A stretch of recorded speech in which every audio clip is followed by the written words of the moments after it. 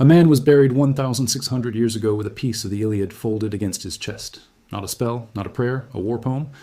The Egyptians who wrapped mummies had done this before, but always with magic words, meant to protect the dead.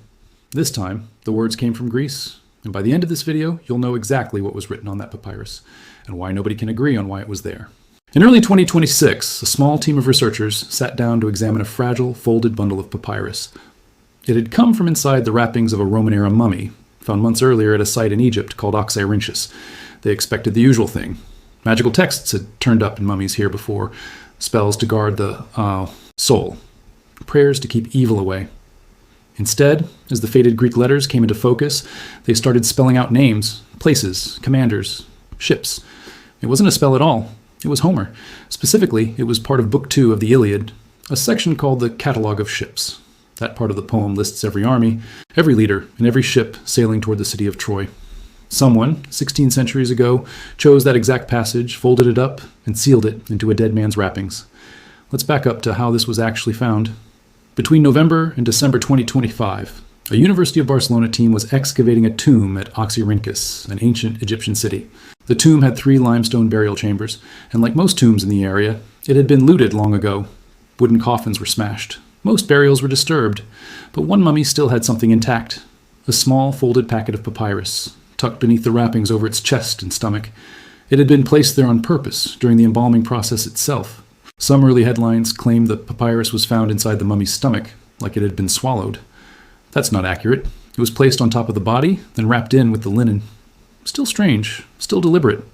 Someone chose this specific object, positioned it carefully, and sealed it away for over 1,000 years. Researchers already knew papyrus sometimes turned up this way in mummies from this region. Earlier digs at Oxyrhynchus had found similar sealed packets, but those were magical texts, spells for protection, words meant to guard the dead on their journey into the afterlife. That made sense. This new packet was different. According to the University of Barcelona, this is the first known case of Greek literature, actual poetry, not magic, deliberately sealed into an Egyptian mummy. A team of specialists studied the fragment during a research campaign in January and February 2026. A papyrologist, someone who studies ancient papyrus texts, worked out enough of the damaged Greek to see a pattern in it.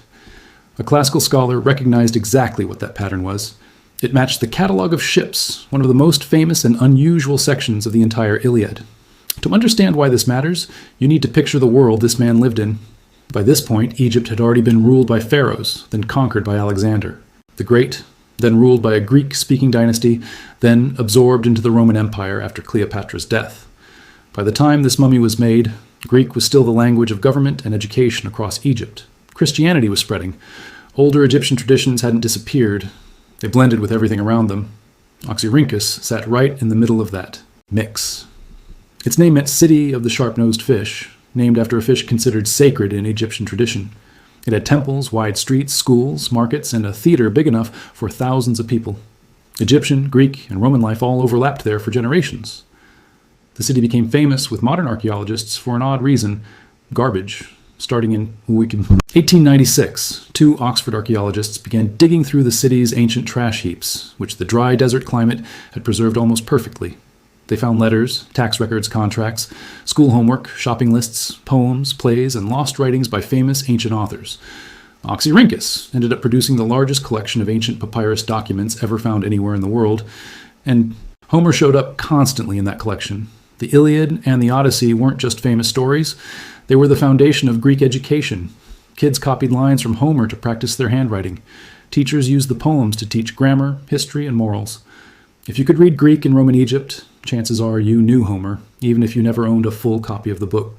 That's what makes this discovery both less surprising and more mysterious at the same time. Finding a scrap of the Iliad at Oxyrhynchus? Completely normal. Finding one sealed inside a mummy? That's never happened before. The Catalogue of Ships wasn't some boring footnote in the poem. It came right after the Greek army gathered for war. Homer pauses the story and names every group of soldiers, their leaders, their homelands, and how many ships they brought.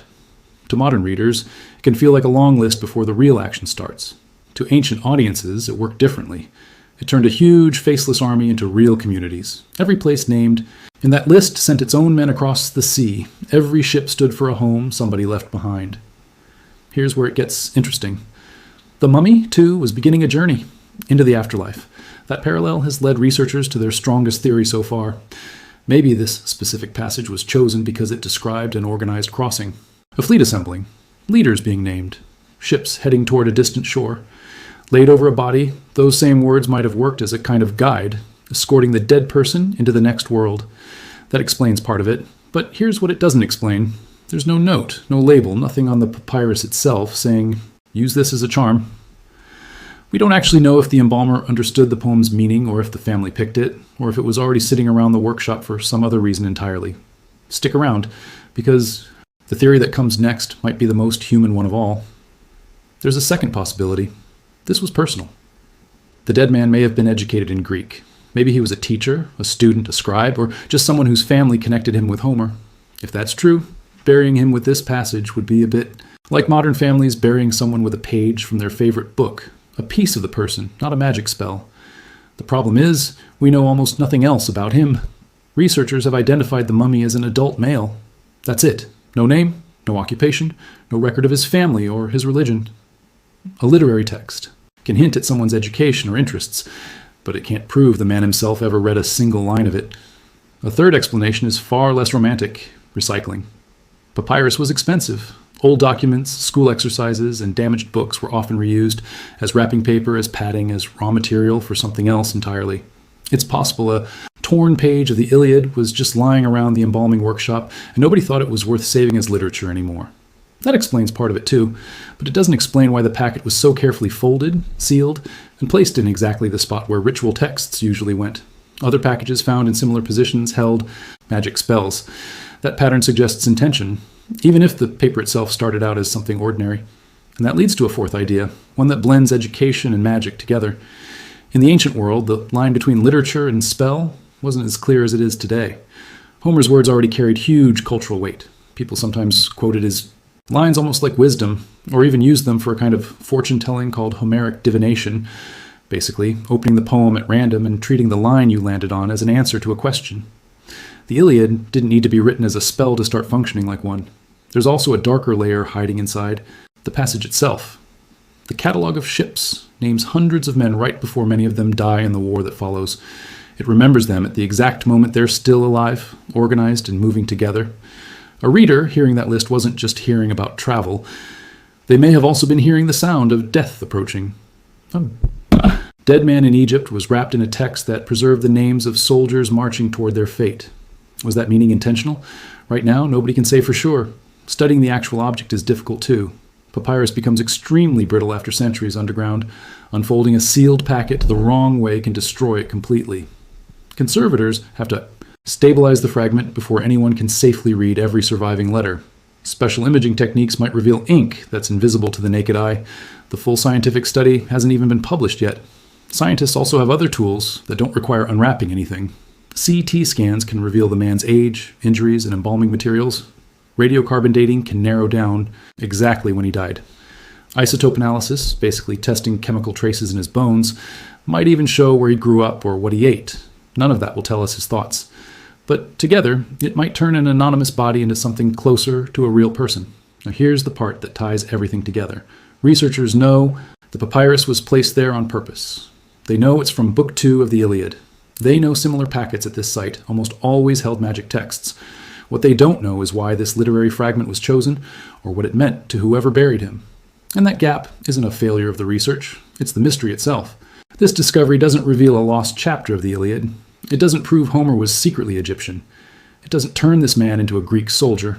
What it shows is something quieter and honestly more human. People in Roman Egypt could take the most famous poem in the Greek world and fold it into an Egyptian burial, giving ancient words a brand new job at the edge of death. The man under those wrappings might have known the poem by heart. He might have learned it as a child in school. He might never have read a word of it. But when his body was prepared for its final journey, somebody chose a passage where an army gathers by the sea. Every homeland is remembered, and hundreds of ships wait to sail. The fleet sailed toward Troy. This man sailed into whatever came next. And 16 centuries later, only one of them came back, carrying the names of the rest. If a piece of Homer sealed inside a mummy is the kind of mystery that sticks with you, that's exactly what this channel digs into every week. There's another Oxyrhynchus discovery connected to. This one we haven't covered yet. That's coming next. If a 1,600-year-old man buried with the Iliad is the kind of thing that keeps you wondering what else is buried out there waiting to be found, this channel exists for exactly that. We don't stop at the first headline. We go looking for what it actually means.